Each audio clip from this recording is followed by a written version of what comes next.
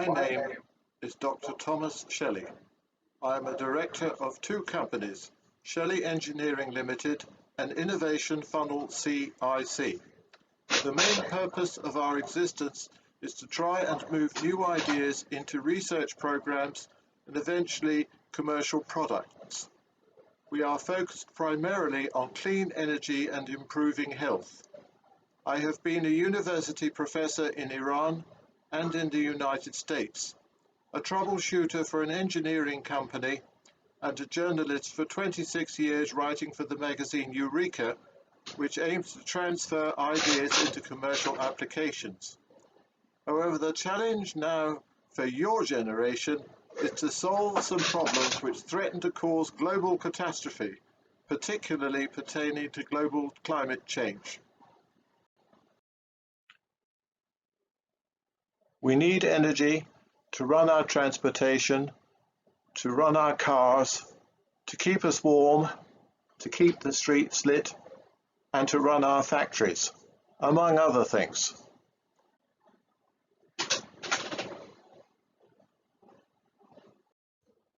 The problem is that a lot of this energy involves burning things and creating carbon dioxide. This helps trap heat in the same way as glass in a greenhouse. A certain amount of carbon dioxide is good and essential for plant life, but we are adding too much, raising the temperature of the planet.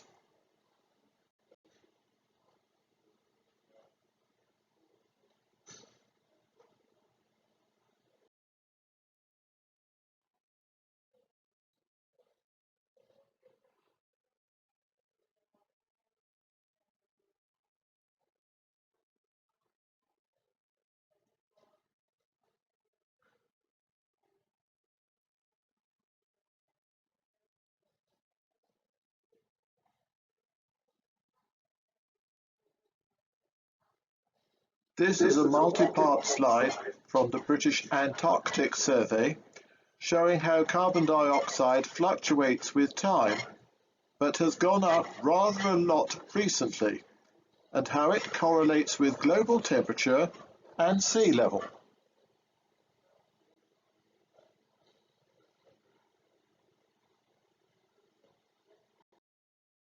To make matters worse, when the Arctic and Antarctic ice melts, the increased sea area absorbs more sunlight energy than the ice, which reflected the sunlight before. Second, forest fires increase CO2 emission and reduce CO2 absorption.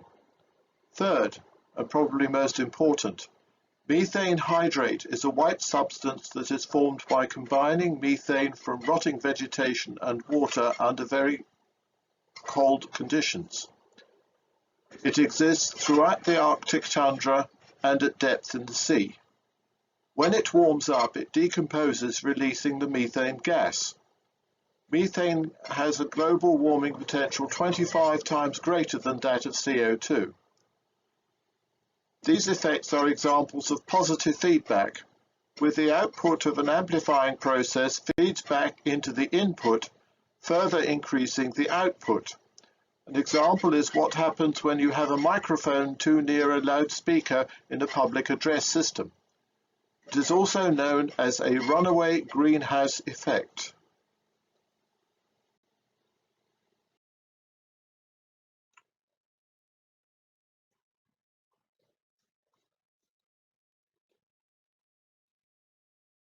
These are methane hydrates on the seabed.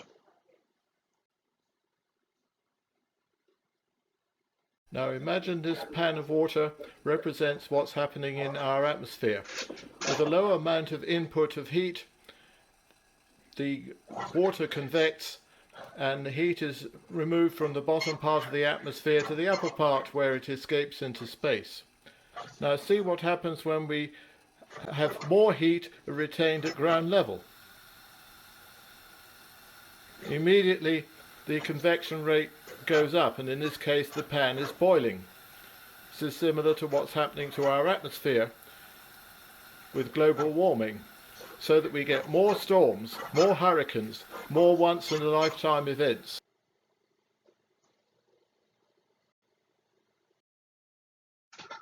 Scientific opinions differ as to what the end result will be, but the only planet in the solar system with a runaway CO2 greenhouse effect is Venus, whose mean surface temperature is 462 degrees centigrade. The Earth won't get as hot as that because it is further from the Sun, but some indication of where it could get to is that during the Paleocene thermal maximum, 55 million years ago, average sea surface temperatures reached up to 10 degrees centigrade at the poles compared to -2 degrees centigrade today. It was a time when there were palm trees as far north as the Arctic Circle, with absolutely no ice at the poles. Some species flourished in the sweltering heat, while others were wiped out. The reference I've given here is to the BBC if you want to look it up yourself.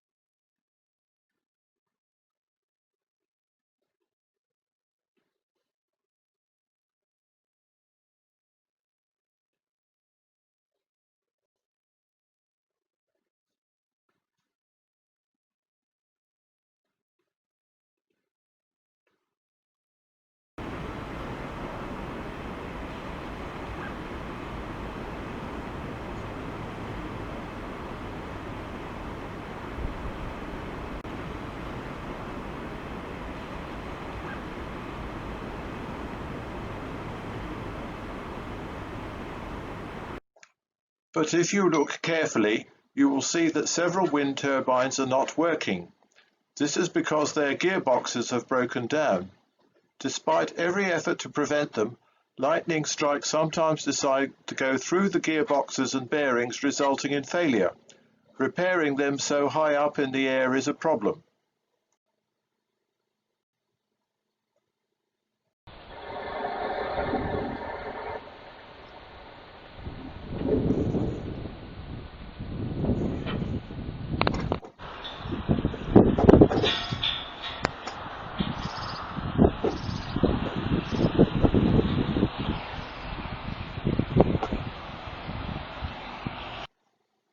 These are vertical axis wind turbines being developed as an alternative to horizontal axis wind turbines.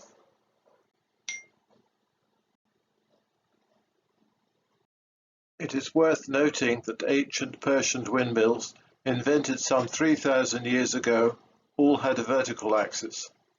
It is hard to come up with ideas that are totally new.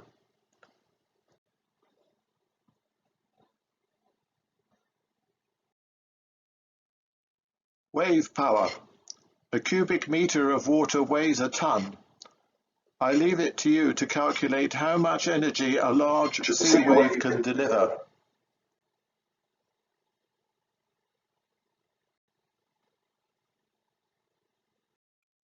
Marine erosion on rocky coastlines produce blowholes that are found throughout the world.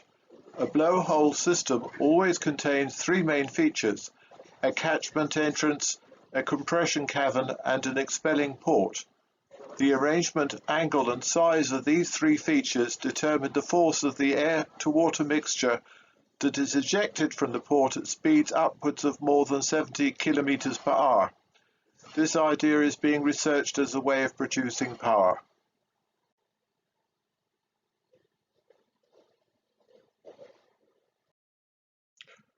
Water wheels have been around for many centuries. The one on the left is in High Wycombe, still in working order. The one on the right is a modern German-designed one seen at the Hanover Fair with tilting blades, so as to improve efficiency.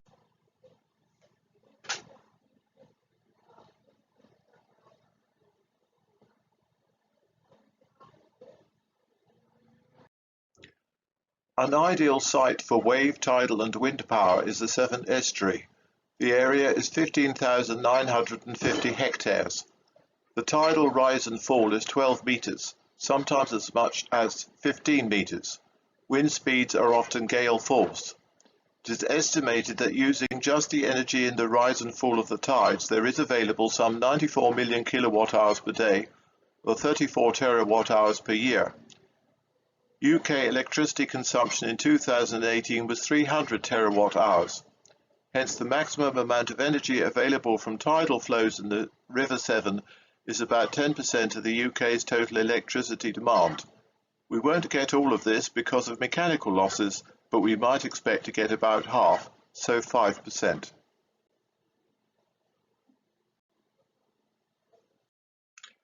These are experimental solar hot water heaters, which I had built when I was assistant professor at the Montana College of Mineral Science and Technology in Butte, Montana in the United States.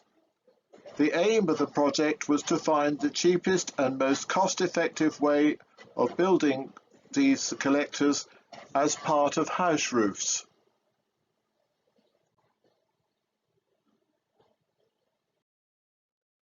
We found that single glazing works much better than double glazing for these panels because it lets more heat in, and you should also make the panels out of the cheapest possible material, aluminium rather than copper.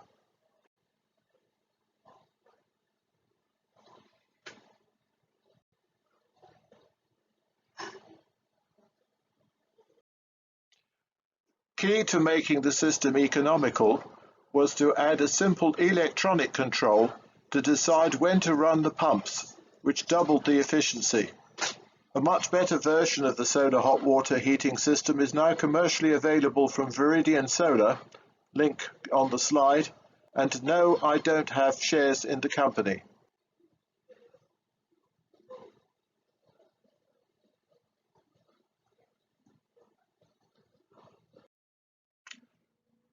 This is a poster about a project to make very low-cost solar-powered irrigation pumping system. This was conducted at the University of Greenwich, and the project came out of a brief from the Department for International Development. I told friends in Pakistan about this, and they designed and installed an even more cost-effective system for a village in Sindh in the desert, where the key to improving efficiency was to have a man move the solar panels to follow the sun. This was cheaper and more reliable than an electronic system. The next slide is a short video about the project. You can ignore the session of prayers to look around at the installation behind the figures.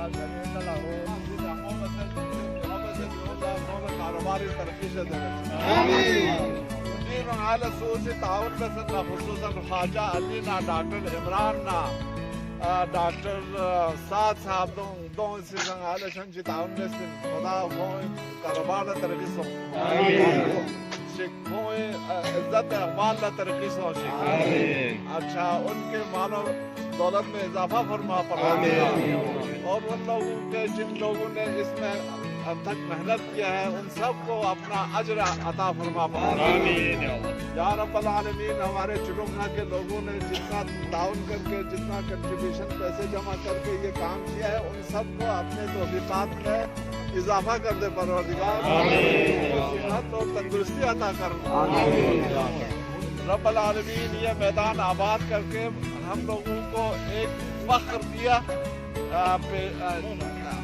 फख्र करने वाली एक जगह बनाने की तौफीक अता फरमा या rubble आलमीन। या अल्लाह अपने खैर व बरकत से हमें हमेशा नवाजता रहे। अल्लाहुम्मा सल्ली अला, आवाज बुलंद करके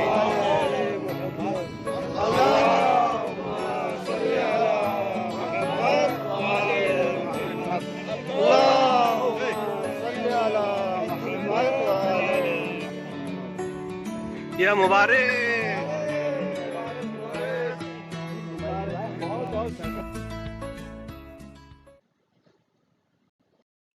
This is an idea from an Australian company to use the sun to heat air which rises up inside a big chimney, turning a turbine.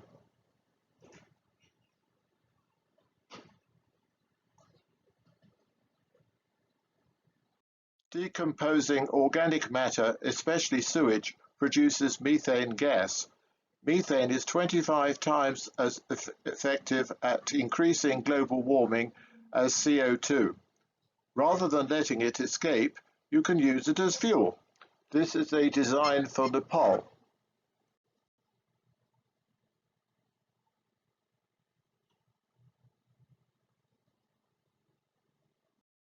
This reactor is in China, where there are apparently a great many of them.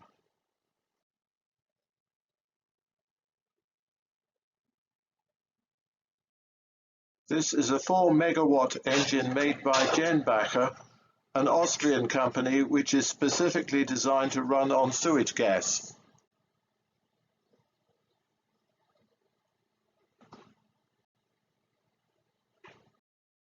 We should also not forget nuclear power, which also does not release CO2.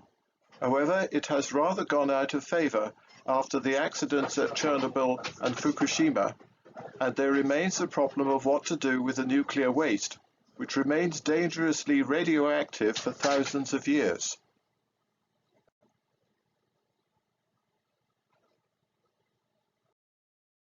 And then there is nuclear fusion, which is how our sun works. Making a star work on a miniature scale, however, is a massive challenge. Read more about the latest steps at https://www.iter.org.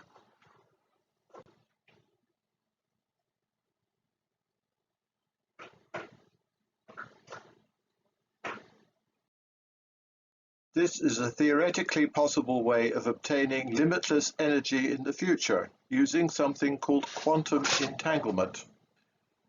The idea may or may not ever work.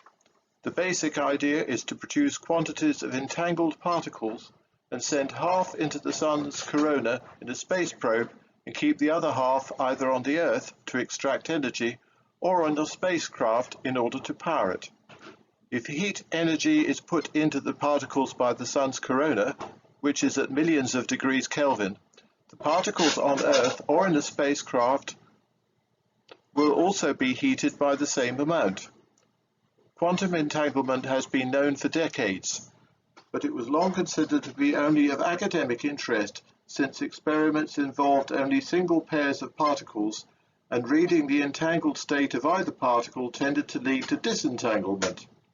However, recent research has shown that entangling particles is much more common and easier to achieve than was first thought, and larger quantities of substance can be entangled, especially at low temperatures.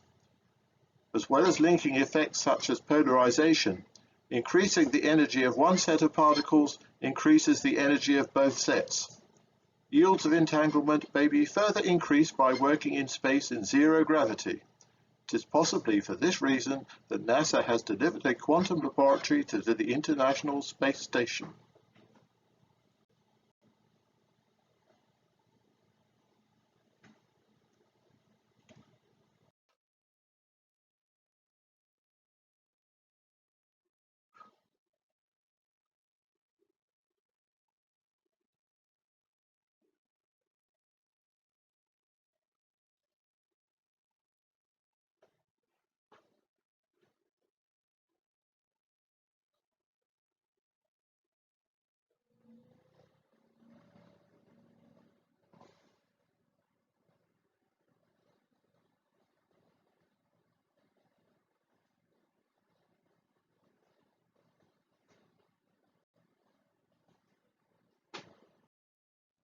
We have so many opportunities. We just have to embrace the right ones.